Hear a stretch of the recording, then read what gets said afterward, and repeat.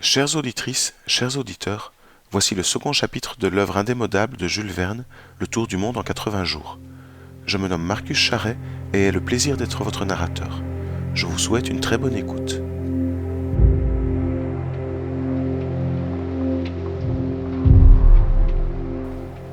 Chapitre 2, où Passepartout est convaincu qu'il a enfin trouvé son idéal. Sur ma foi, se dit Passepartout, un peu ahuri tout d'abord, j'ai connu chez Madame Tussaud des hommes aussi vivants que mon nouveau maître.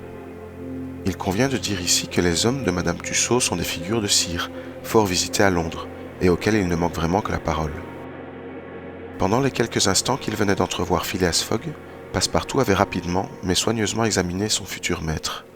C'était un homme qui pouvait avoir 40 ans, de figure noble et belle, haut de taille, qui ne déparait pas un léger embonpoint, blond cheveux de favoris, front uni sans apparence de rides aux tempes, figure plutôt pâle que colorée, dents magnifiques. Il paraissait posséder au plus haut degré ce que les physionomistes appellent le repos dans l'action, faculté commune à tous ceux qui font plus de besogne que de bruit.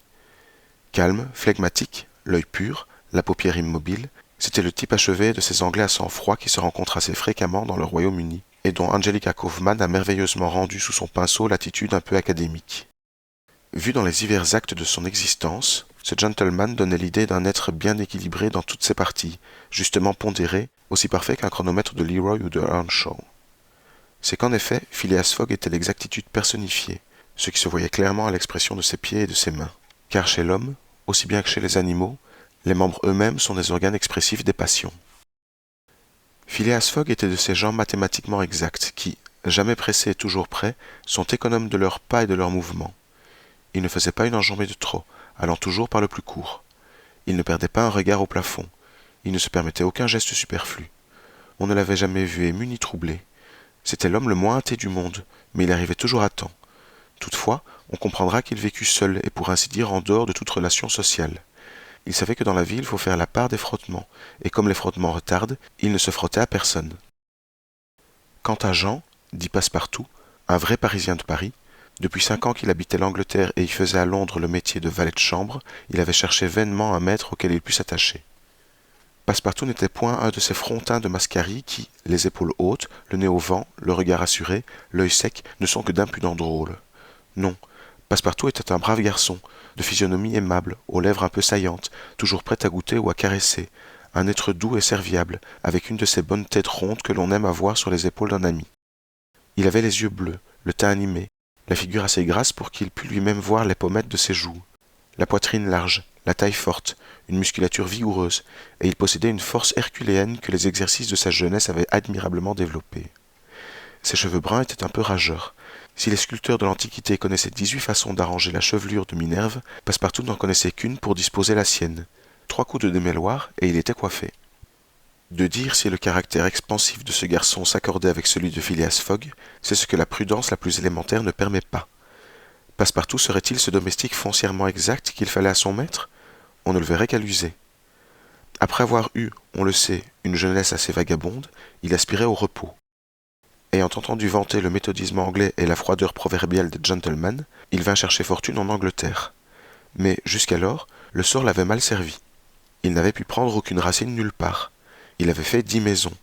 Dans toutes, on était fantasque, inégal, coureur d'aventure ou coureur de pays, ce qui ne pouvait plus convenir à Passepartout. Son dernier maître, le jeune lord Longsferry, membre du Parlement, après avoir passé ses nuits dans les Oysters Rooms d'Haymarket, rentrait trop souvent au logis sur les épaules de policemen. Passepartout, voulant avant tout pouvoir respecter son maître, risqua quelques respectueuses observations qui furent mal reçues, et il rompit. Il apprit, sur les entrefaites, que Phileas Fogg cherchait un domestique.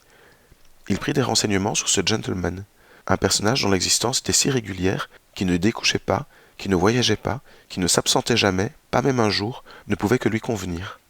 Il se présenta et fut admis dans les circonstances que l'on sait.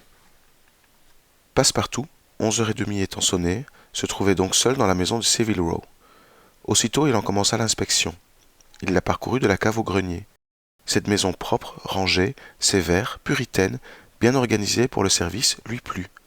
Elle lui fit l'effet d'une belle coquille de colimaçon, mais d'une coquille éclairée et chauffée au gaz, car l'hydrogène carburé suffisait à tous les besoins de lumière et de chaleur.